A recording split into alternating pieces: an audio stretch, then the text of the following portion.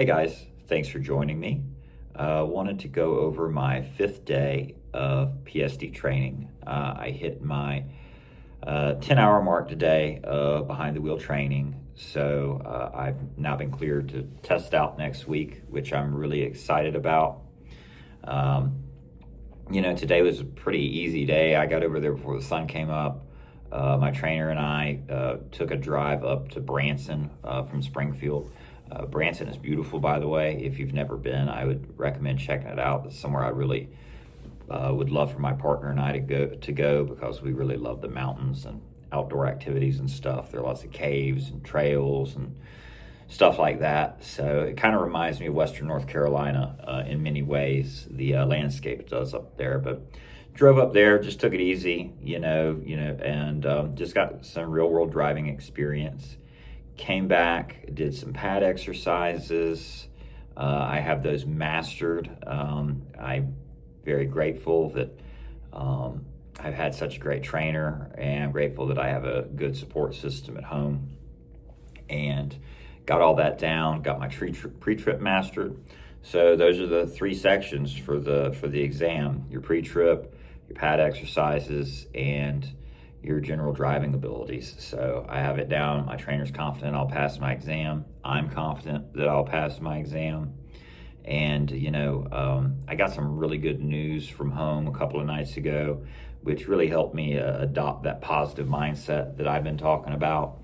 So really happy, feeling good, gonna keep feeling good and test out next week and get my CDL. I posted a video yesterday, and like I had mentioned, I got that good news from home, so I was a little bit giddy and talking faster than my brain could operate, which is a habit of mine if I'm in a really good mood. So I wanted to do a brief rundown of the PSD training again for everybody. You've got your orientation here. It takes 3 days. We've been over that. I've already left a detailed summary of how the orientation process works.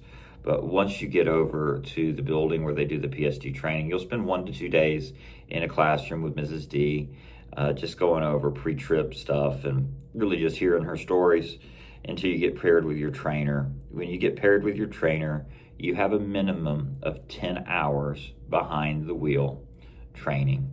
That includes doing your pad exercises, doing your general driving, and doing your pre-trips.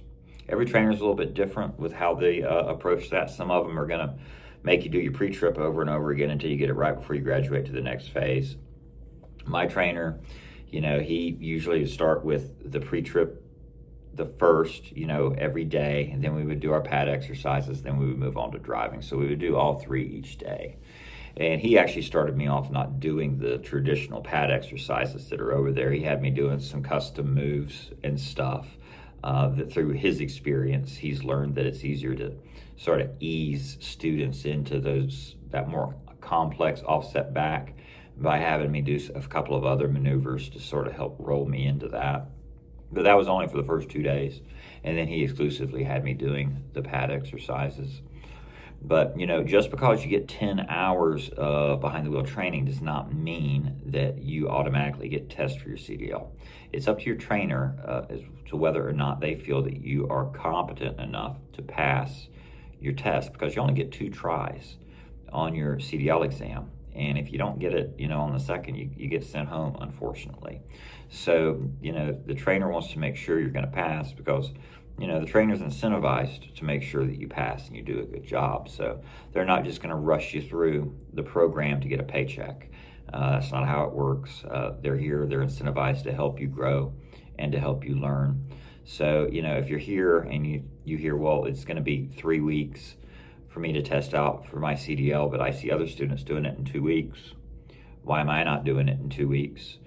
Or I've been here 3 weeks and my trainer's telling me I need another week. Why? Why is that? Well, it's just because your trainer wants to make sure you have the proper skill set to be able to pass your CDL test on your first try. If you pass on your first try, you get a little $250 bonus. Doesn't sound like much, but every little bit helps, especially when you've only been getting a $200 a week payroll advance while you've been here through the orientation process. So, I feel really good about it. The next phase is going to be TNT training. I'm going to have the option to take a little bit of time off and come home.